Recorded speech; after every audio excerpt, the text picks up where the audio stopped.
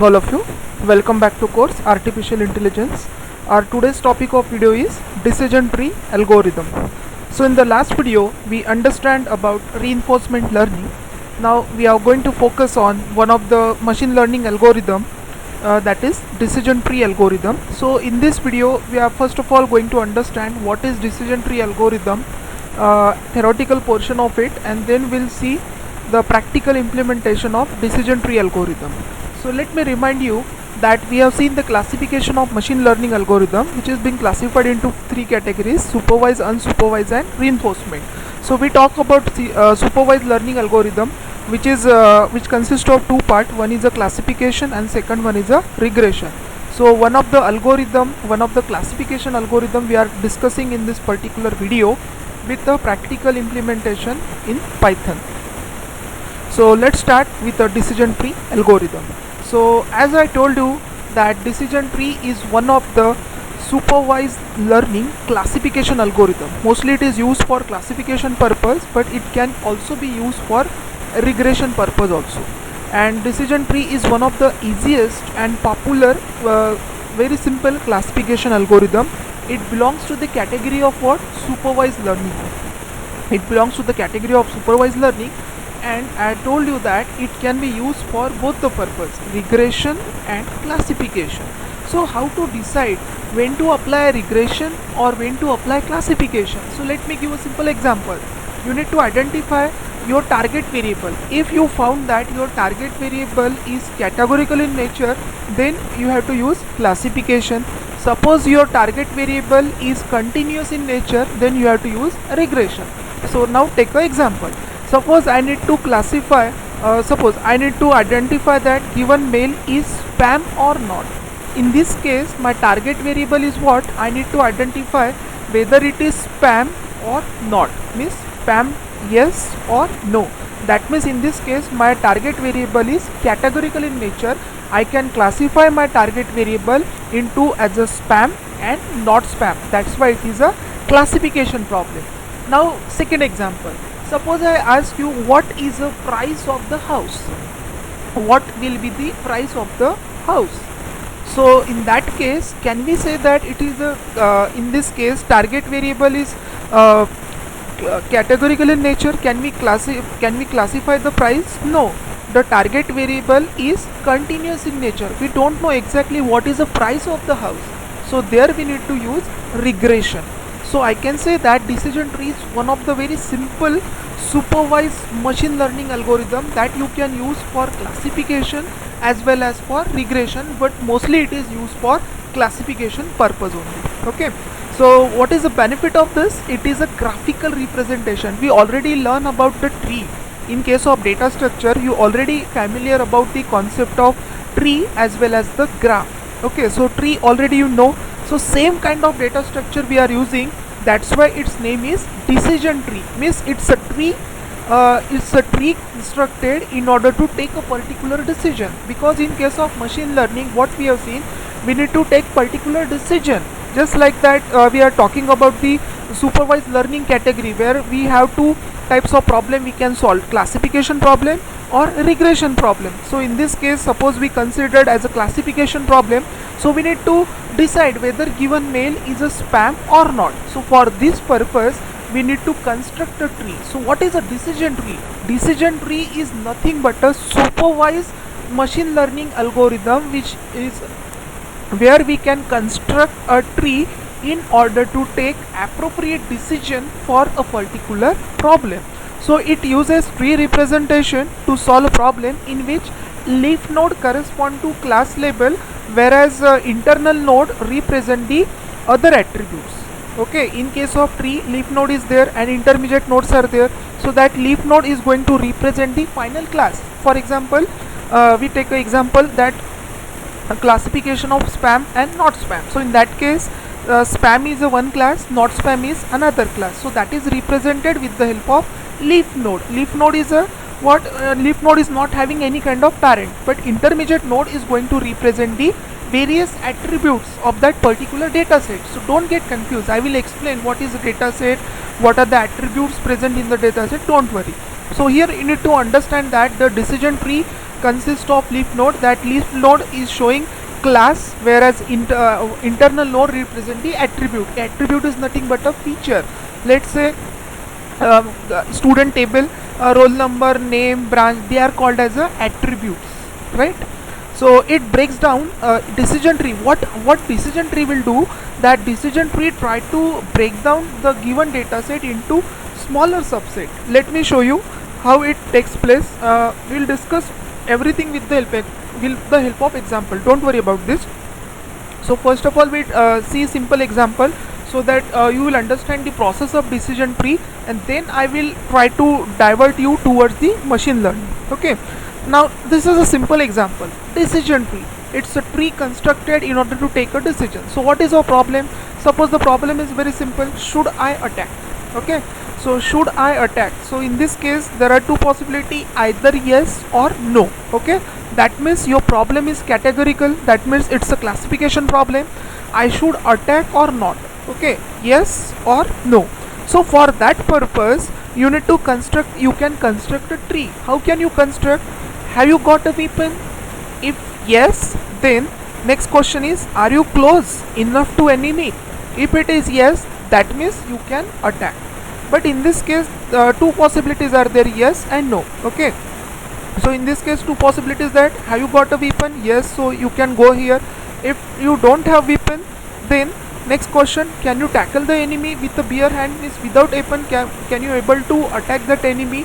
If it is yes, then you can attack the enemy. So this is how we have constructed a tree. So why this is called as a decision tree? Because it is a tree which is constructed which help us to take a decision. So in that case what decision you are going to take? You should take a decision, should I attack or not? Okay, I should attack or not, this is a decision that you have taken. Similarly, this is another example where what is the problem? Should I accept a new job offer or not? So here I have shown this particular tree example. This example I have taken from Edureka slide for educational purpose. So this is what a tree. Okay, so as we are talking about decision tree. So in case of tree, what will be there? There is a root. From that root, n number of branches will be there. Okay, and from that there will be an intermediate node as well as there will be a leaf node. So similarly in this case another problem is that should I accept a new job offer or not? So in order to take that decision you can construct a decision tree. So in that case your root node is what? Salary is at least $50,000. So this is what your root node. In case of decision tree, it's very important to choose what should be my root node. Don't worry about this, we'll see how to do this, but I'm just telling you that it's very important. Means because in your data set, suppose I have a data set. I will show you one example. Suppose this is a data set, this is a diabetes data set which consists of total 9 attributes. In this case, pregnant, glucose, blood pressure, skin, insulin, BMI, pedigree, age. These are the various attributes are there. So suppose I need to construct a decision tree for this particular diabetes data set, which will be my root node. So selection of root node is very important in case of decision tree, and selection of root node is depend upon two important parameter. One is the information gain, which is having a entropy, and second one is a Gini index. By using Gini index and information gain, it helps you to decide what will be your root node. So selection of root node in decision tree is very important, because it helps you to divide your data set properly, because in case of decision tree we are constructing the tree so that we can take an appropriate decision. So these are two important things. One is the information gain with having an entropy, and second one is a Gini index. These two parameters help us to decide what will be your root node, right? So in this case, what is the problem? Should I accept a new job offer or not? So in this case my root node is that whether the salary is of $50,000. So in that case two things are there, yes and no. Two possibilities are there. So in case of yes, the next question will be there, whether that place is nearer from your home or not. If it is yes, then again another question will be there, whether that company is offering a number of amenities or not.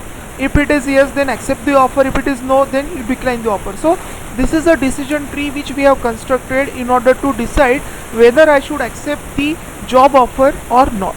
So this is how we understand the decision tree. In case of decision tree, we are showing the n number of possibilities which help us to take an appropriate decision. And in case of decision tree also, it break down a data set into smaller subsets, while at the same time an associated decision tree is incrementally developed. So don't get confused, I will explain this with the help of example. So let's take another example. Just consider that this is a simple data set which shows the information about the fruit. Let's say this is a fruit data set having three attributes: color, diameter, and the let's say label. So in that case, label is a mango, lemon, grape. Mango, lemon, grape, and color is given and their diameter is given. So in this case, you need to classify whether your given fruit is a mango or lemon or grape. Okay, so this is a data set given. So in this case, I decided my root node would be the diameter. So in this case, I'm going to check is diameter is greater than equals to 3. So in data set, how many total rows are there? Total 5 rows are there. But in case of root node, I have considered this condition that whether the diameter is greater than equals to 3 or not. So in this case, whether it is greater than 3, yes, exactly, it is greater than 3. So in this case, what I will do, here you can see there are 2 rows where diameter is less than equals to 3, and there are 3 rows where diameter is greater than equals to 3. So this is how this is a true and this is a false condition. Okay, and again one more condition we are using is the color equals to yellow, whether for this particular 3 whether the color is yellow. So for these 2 rows color is yellow, and for one row there is color is not yellow, it is green. So in this way we have constructed the decision tree. So what is the point? That decision tree help us to split your data set. Okay, it help us to split your data set into smaller subset, and simultaneously the tree is constructed so that you can take a decision. So in that case, we are going to take a decision whether given fruit is a mango, lemon or grape. Okay, so this is how we are taking. So it's a classification problem, because whenever you see that your target variable is categorical in nature, then you can say that it's a classification problem, right? And the final result is a tree.